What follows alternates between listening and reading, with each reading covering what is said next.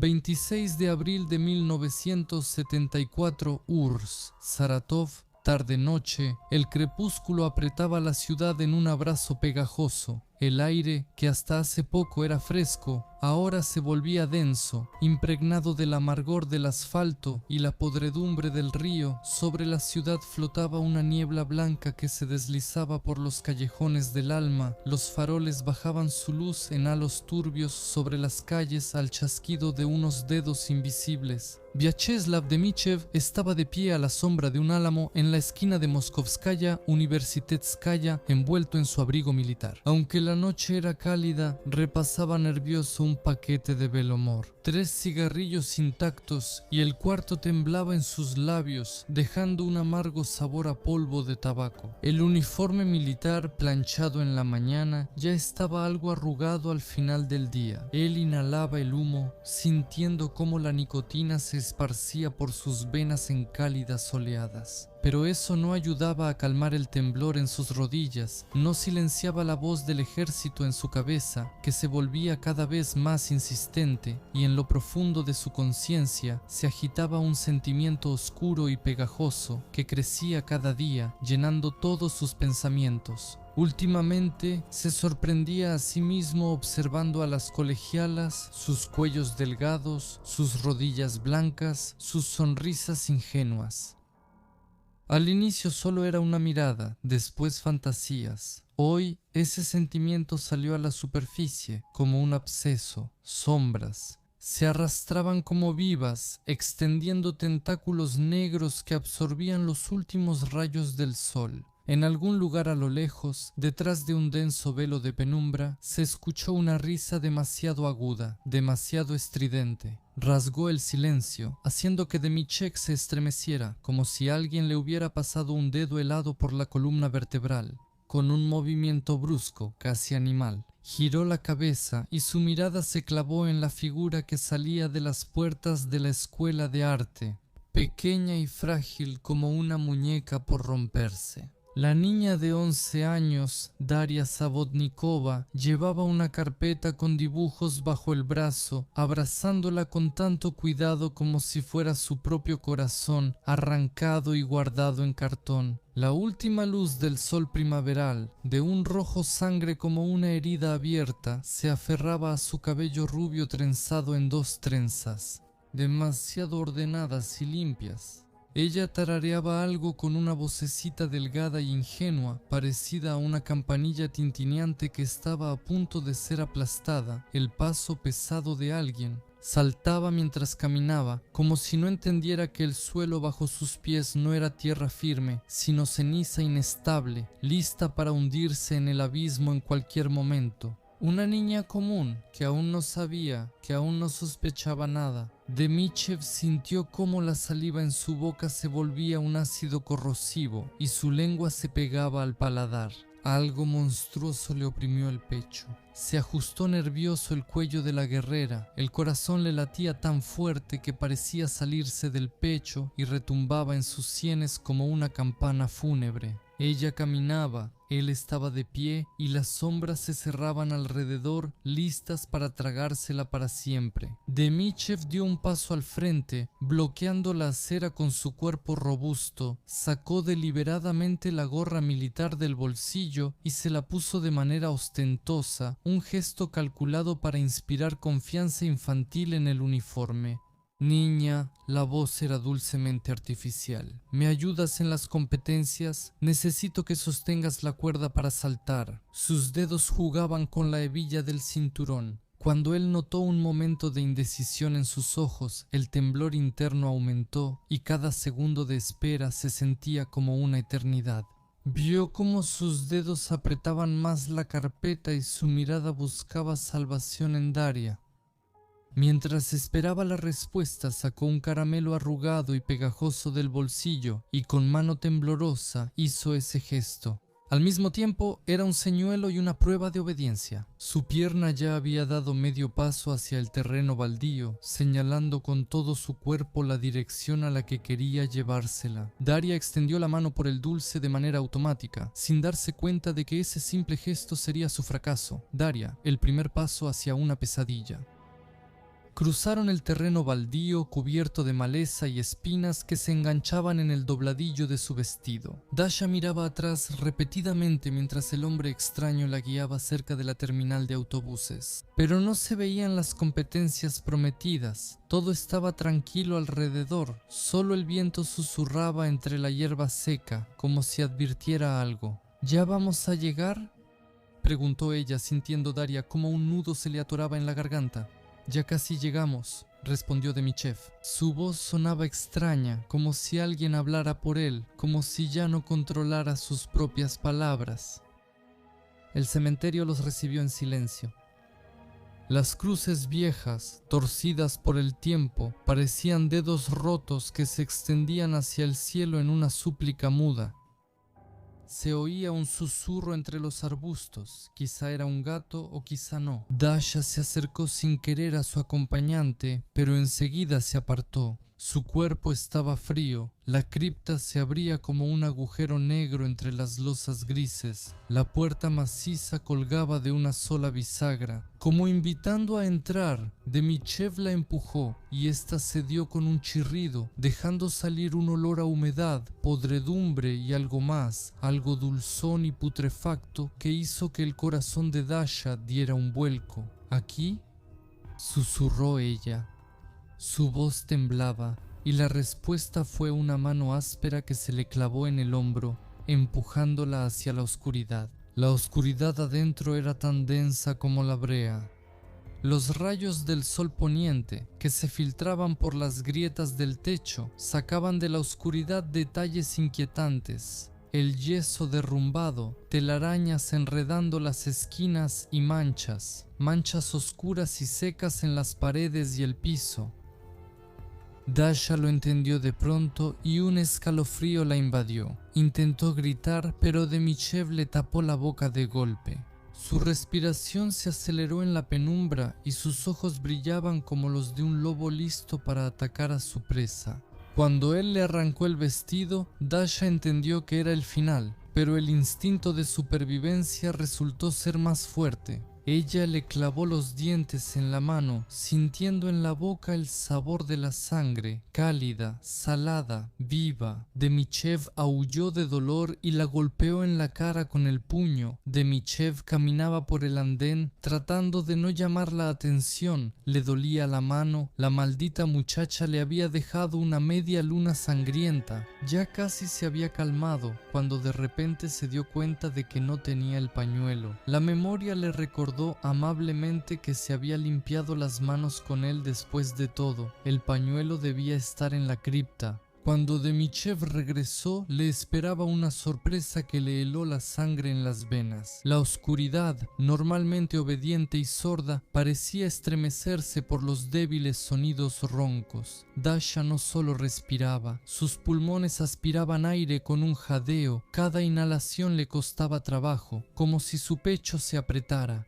Ver todo, eso no era lo más aterrador. Ella se movía, aferrándose con los dedos ensangrentados y pelados hasta la carne a los toscos ladrillos de la pared. Intentaba levantarse. Cada movimiento dejaba en la piedra rayas oscuras y pegajosas, huellas de una lucha desesperada, mezcla de sangre y suciedad de la carne desprendida de los huesos. Sus uñas estaban rotas, la piel de sus manos desgarrada, pero no se detenía, como si la impulsara un terror animal ciego, y entonces lo vio a él. Los ojos de Dasha, nublados por el dolor, de repente se aclararon, llenándose de un odio tan primitivo y helado que Demichev, acostumbrado al miedo en los ojos de sus víctimas, retrocedió involuntariamente. En esa mirada no había súplica ni desesperación, solo una promesa de venganza que llegaría antes que las víctimas. El aire en el sótano se volvió denso, como si la oscuridad se comprimiera. Demichev creyó que las sombras tras Dasha se movían, tomando forma humana. Ella no habló, pero en la cripta su silencio era más fuerte que cualquier amenaza. Entonces, furioso, la tomó del cabello y la golpeó repetidas veces contra la pared. Demichev, empapado, la soltó y el cuerpo se deslizó sin vida al suelo. Pero ni eso le pareció suficiente. En la esquina había ovillos oxidados de alambre de púas, restos de alguna cerca. Demichev empezó a envolver a la niña con ellos, como si fuera una momia, apretando los lazos. El alambre de púas se clavaba más en sus dedos, dejando marcas sangrientas. Pero no se detenía hasta que frente a él solo quedó un bulto ensangrentado del que sobresalía únicamente una mano pálida. El 28 de abril los Morozov caminaban por el cementerio apurados para llegar al cumpleaños de unos familiares. «¡Espera!», exclamó Galina. «¿Oyes eso?». Un débil gemido venía del fondo de la cripta. Cuando se atrevieron a mirar adentro, se encontraron con una escena espeluznante. Un bulto ensangrentado de alambre del que sobresalía una pálida mano infantil. Por la censura de YouTube no puedo mostrar algunos documentales, así que los dejo en el canal de Telegram de Strashnoti. Suscríbanse y véanlos, el enlace está bajo el video.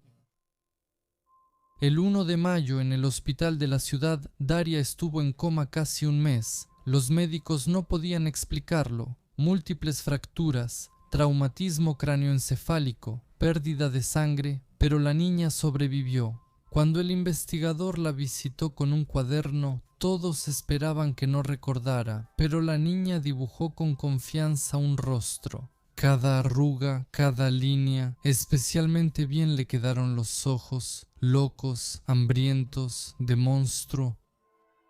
20 de junio de 1974, un callejón junto a la tienda Petushok, 21 días, 504 horas de espera. Cada momento se sentía como si atornillaran lentamente un tornillo al rojo vivo en la sien, con dolor agudo. Su cama se había convertido en un pantano de sábanas arrugadas, empapadas de sudor y pensamientos inquietantes. Cada noche se despertaba del sueño por su propio gemido, apretando la almohada entre las manos, imaginando cómo sus dedos se hundían en la suave piel infantil.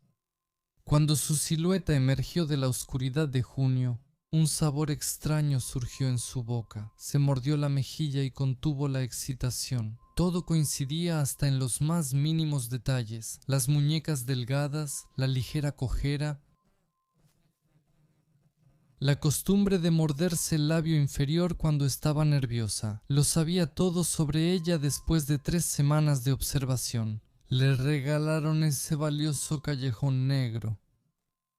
La palma de su mano se posó sobre su hombro. El pulgar encontró la hendidura entre la clavícula y el cuello, donde el pulso latía con especial claridad. Ella se volvió, y él vio en sus ojos ese preciso momento, la fracción de segundo entre algo está mal y ayuda. El uniforme militar con botones brillantes hizo su trabajo, no hubo gritos. El golpe en el plexo solar fue calculado perfectamente, lo suficientemente fuerte como para sacar el aire, pero sin causar daño. A él le gustaba cuando ellas respiraban, especialmente en los últimos momentos. El pan duro que la chica sostenía cayó al asfalto con un golpe sordo, esparciendo migajas que los insectos nocturnos empezaron a recoger de inmediato. El farol de enfrente parecía guiñarles al ritmo del parpadeo. Demichev le desabrochaba los botones y los vestidos se rompían con un suave chasquido, mostrando la ropa interior descolorida. En la distancia, un perro gimió y cayó enseguida, como si hasta los animales supieran que era peligroso intervenir aquí. Bajo la luz amarilla del farol, su piel parecía de porcelana. Deslizó el dedo por el abdomen y sintió los músculos temblar bajo la piel. Se contraían en espasmos, formando en el cuerpo extraños patrones como olas del mar.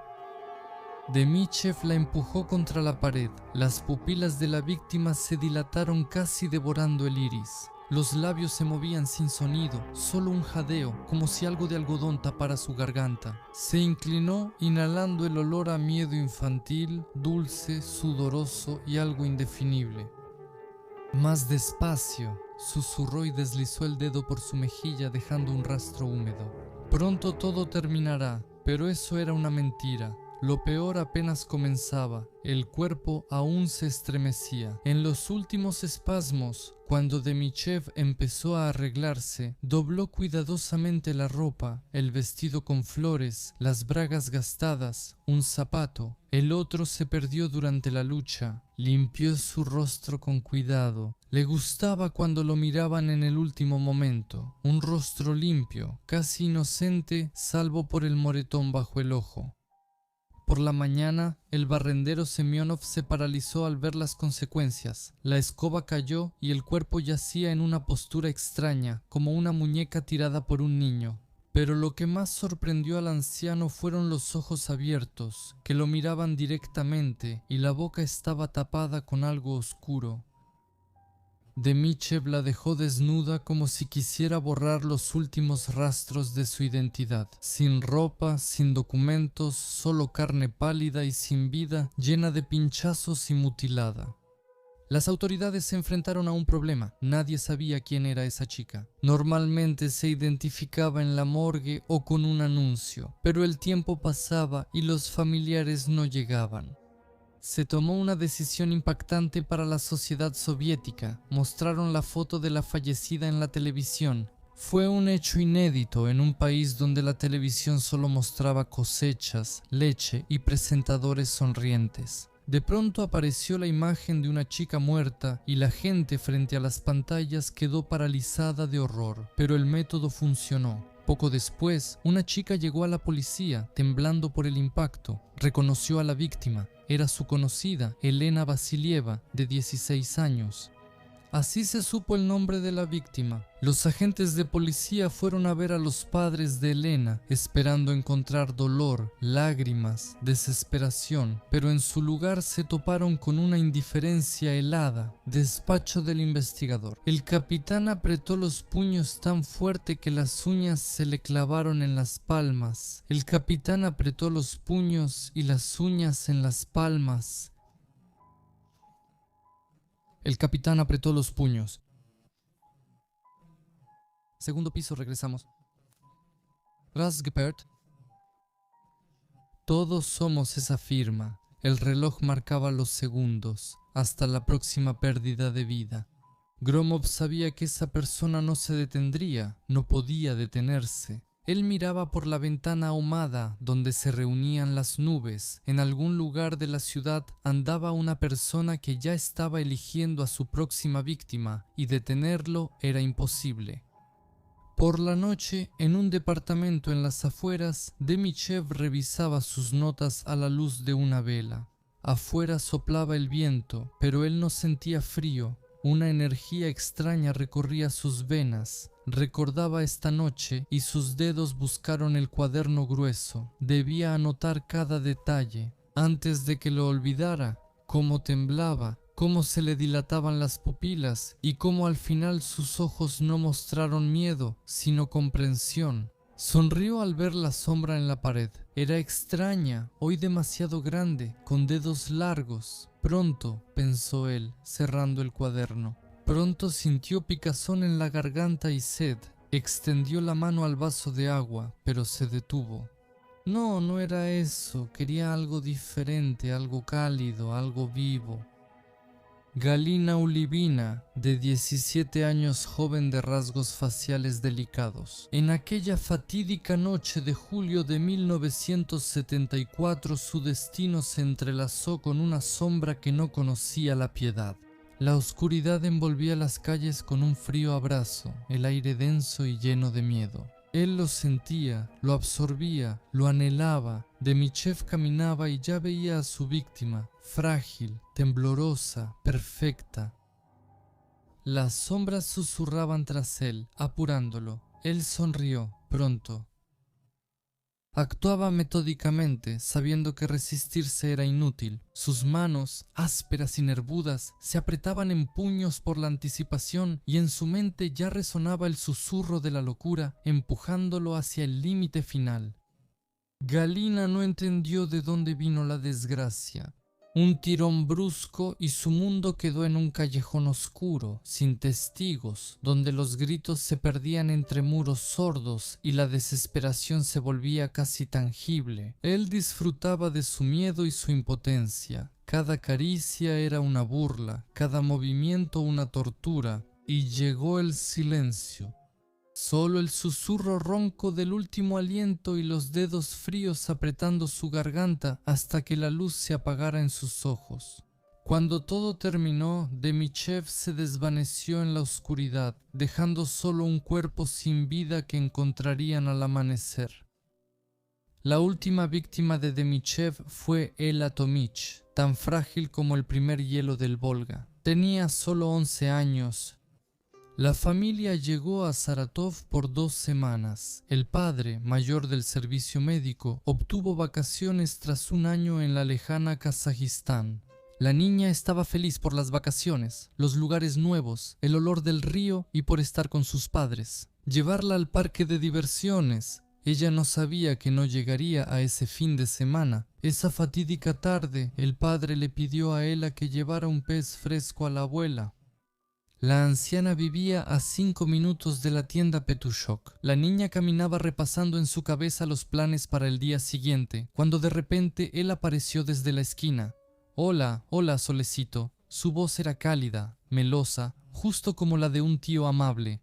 «¿No me podrías decir qué hora es?» Cuando ella se detuvo, él se inclinó de repente, como si arreglara su agujeta. Su aliento olía a vino de Oporto barato y algo metálico. Ay, mira, en su mano de repente abierta se retorcía algo pequeño y con plumas. Un pajarito cayó del nido. ¿Me ayudas a salvarlo? Era la 27ª vez que usaba un pajarito, un truco parecido. Él la llevó a una torre en construcción en las afueras, no a la casa de la abuela ni a la suya. Las casas eran menos y la oscuridad los cubría, ocultándolos de miradas curiosas.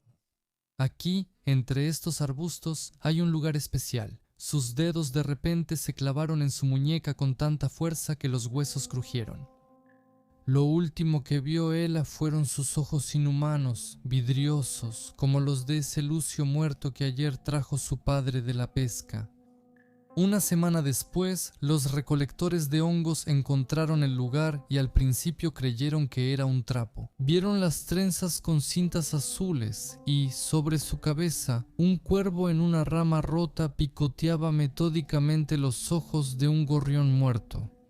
Demichev lo dejó ahí a propósito. Una voz temblorosa y llorosa mostraba a un maniático en uniforme militar.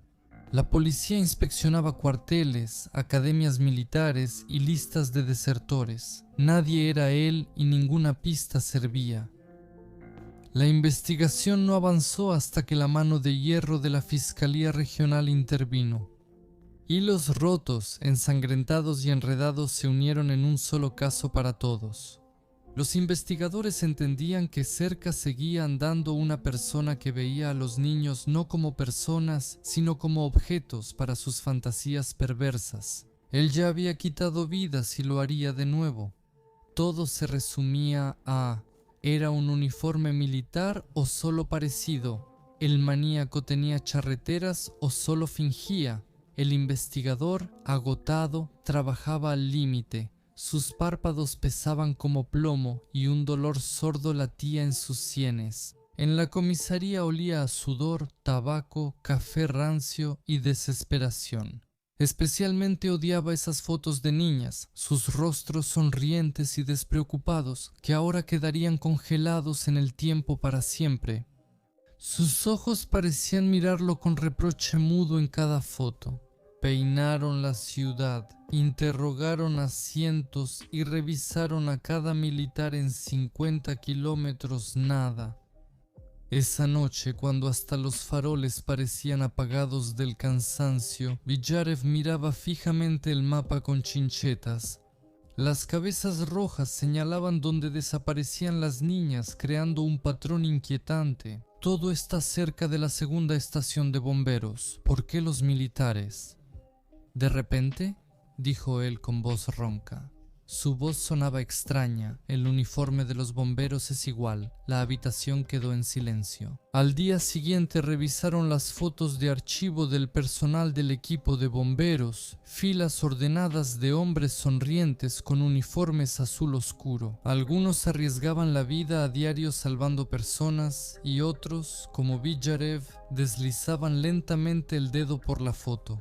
En algún lugar aquí se escondía el criminal. Lo sentía en la piel, una fría y pegajosa premonición que no le provocaba escalofríos, y entonces lo vio. La fotografía no destacaba en nada, un rostro común, sin rastro de locura en los ojos.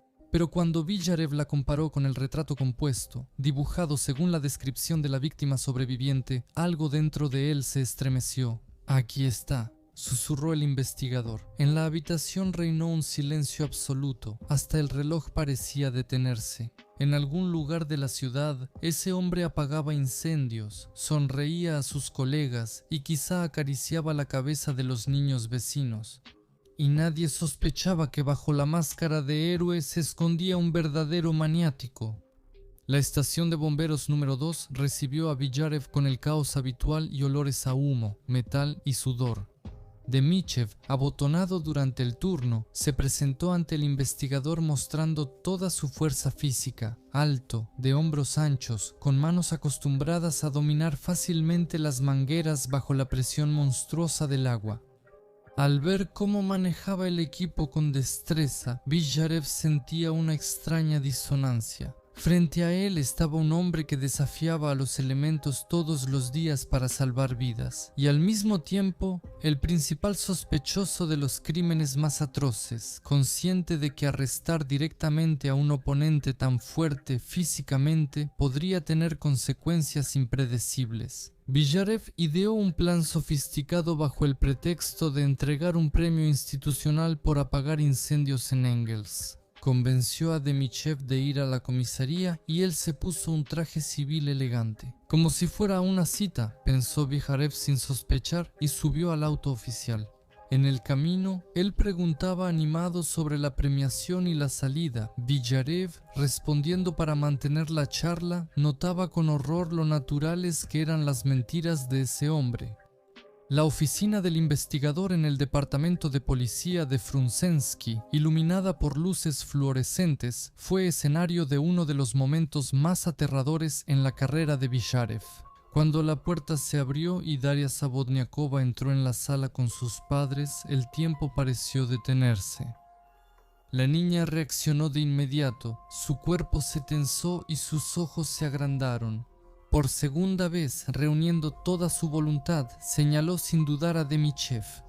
Las horas siguientes del interrogatorio parecían una extraña, casi ritual, danza. Primero negaciones seguras, casi burlonas, luego irritación, rozando la furia, después intentos de encontrar inconsistencias lógicas en las preguntas de los investigadores. Entonces, sobre la mesa se presentaron pruebas irrefutables, las huellas dactilares que se volvieron los principales acusadores. La pericia dactiloscópica reveló una inquietante regularidad. En cada crimen y en cada lugar de sus sangrientos espectáculos, Vyacheslav Demichev dejaba su autógrafo único. Estos patrones casi imperceptibles, el metal frío de los instrumentos de tortura y la cinta adhesiva sellando bocas creaban un siniestro mosaico. Cuando vio las huellas, algo cambió en su mirada. No era arrepentimiento, sino más bien la fría conciencia de que el juego había terminado. Sus confesiones fluían en un tono monótono, casi mecánico, como si estuviera leyendo un texto memorizado hace mucho tiempo. Cada palabra, cada detalle de sus acciones caía con peso en el silencio del despacho.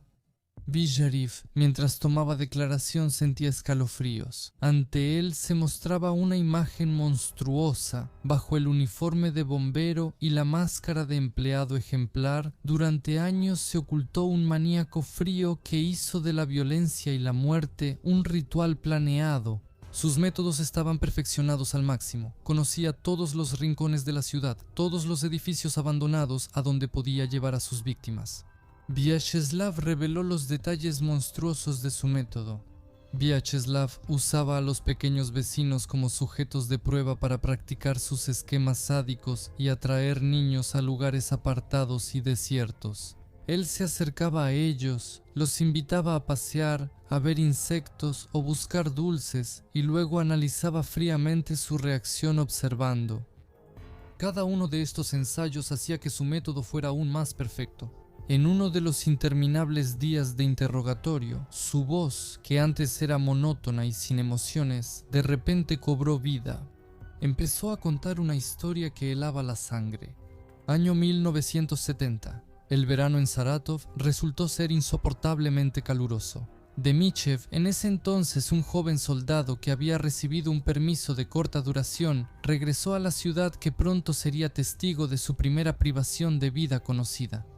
Él se fue a pescar, ese era su refugio, el lugar donde podía quedarse a solas con sus pensamientos oscuros, observando cómo el agua lentamente se llevaba a la nada las piedras que arrojaba en ella. Por la tarde, con una red pesada llena de peces que aún se agitaban, él iba a casa por el cruce de las calles Chernyshevsky y Volovaya, y fue allí donde lo detuvieron 3 jóvenes. Su petición era simple: «Oye, compra alcohol». Él solía pasar de largo, pero esa noche algo cambió en su conciencia.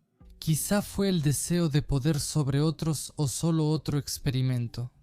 Aceptó lo mismo que después haría con niños indefensos. Demichev lo relató después con una precisión casi clínica y aterradora. Tomaron una botella de vodka en el parque cercano, la conversación no importaba. Un ladrillo lo golpeó en la cabeza, la sangre cubrió su rostro, pero en vez de dolor sintió una extraña y casi extática iluminación en su cuerpo entrenado con mermelada. El ejército actuaba con eficacia letal.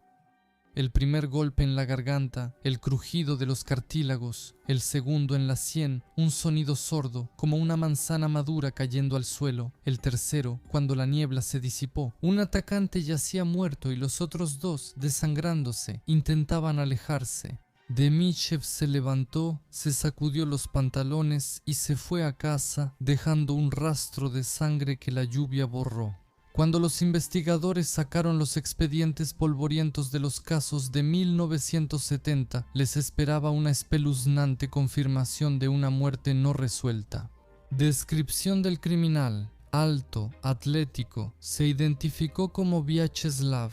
Los testigos nunca superaron sus traumas. Uno quedó discapacitado de por vida, otro se quitó la vida 2 años después del ataque y la cuarta muerte solo confirmó los peores temores. Sus crímenes no encajaban en los patrones habituales de los psicólogos. No había pasión ni ira, solo un sadismo frío y calculador, aderezado con un extraño, casi científico interés por el sufrimiento de las víctimas. Tras el interrogatorio y la salida de Demicheva, Villarev permaneció largo rato en la oficina vacía, mirando las hojas llenas de notas. En algún lugar, entre las líneas del protocolo, quedaron preguntas sin responder. ¿Dónde está la línea que separa a un héroe de un monstruo y realmente es un monstruo? Vyacheslav Demichev, sirénico con inclinación sádica, amante de los niños y acciones ritualizadas y planeadas. Su retrato psicológico es un ejemplo de una personalidad depredadora, fría y profundamente dividida, en la que la máscara externa de héroe, bombero y militar oculta un vacío moral absoluto y una atracción patológica hacia la violencia. Demichev muestra una atracción patológica por los niños, sobre todo por niñas pequeñas. Su atención al detalle no indica solo un interés sexual, sino una fijación fetichista y violenta, característica de una forma grave de atracción hacia los niños con elementos de sadismo. Paralelamente, en él se desarrolló una completa desconexión de la empatía. Él no veía a las víctimas como personas, las objetivizaba. Los niños no eran individuos, sino figuras en la obra que él montaba. El frío, la indiferencia al sufrimiento y el gusto por observarlo y controlarlo son signos de un trastorno disocial de la personalidad, similar al antisocial pero con matiz sádico. Se excita con el proceso, la sombra, la sangre, la respiración, el desgarro, la mirada vacía, todo lo absorbe, recuerda y registra. Es una estructura de pensamiento obsesiva y ritualizada, cercana a un trastorno parafílico sexual, probablemente en forma de trastorno sádico, o el complejo del maníaco sexual serial, descrito en la psiquiatría criminal. Sus recuerdos sobre el primer crimen que cometió en 1970, no como una tragedia, sino como una revelación, indican un posible trauma psíquico primario transformado en un escenario de poder.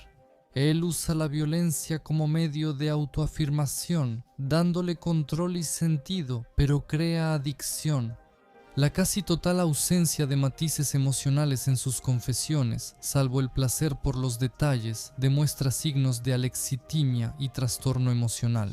Ninguno, lo que lo hace no dudoso ni incómodo. Su tranquilidad no es una defensa, sino una consecuencia de su incapacidad orgánica para la empatía. Lo importante es que fue declarado mentalmente competente. Eso significa que no se detectaron psicosis evidentes. Él era consciente de sus actos y podía controlar su comportamiento, pero no quería hacerlo. Tenemos ante nosotros a una persona con personalidad dividida, que presenta un trastorno antisocial, parafilia sexual sádica y una total desconexión emocional. La máscara de bombero amable no es una casualidad, sino un camuflaje social consciente. Él no quitaba vidas en un arrebato, él creaba un espectáculo y cada vez escribía la continuación de su historia no para la memoria, sino por placer.